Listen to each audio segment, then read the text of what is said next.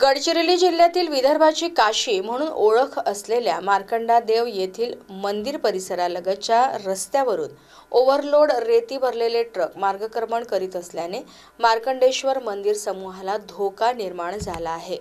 मोहर्ली येथील रेती घाटातून रेतीची वाहतूक करण्यात येत आहे।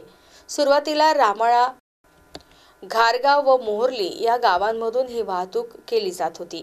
मात्र अपघाताची भीती आणि प्रदूषणामुळे गावकऱ्यांनी गावातून होणारी वाहतूक बंद केली। त्यामुळे ही वाहतूक मार्कंडादेव गावातील रस्त्याने सुरू करण्यात आली आहे। दररोज या मार्गाने ओव्हरलोड रेती भरलेले मोठमोठे ट्रक मार्गक्रमण करीत आहेत। याच परिसरात सुरेख असं मार्कंडेश्वर मंदिर समूह आहे।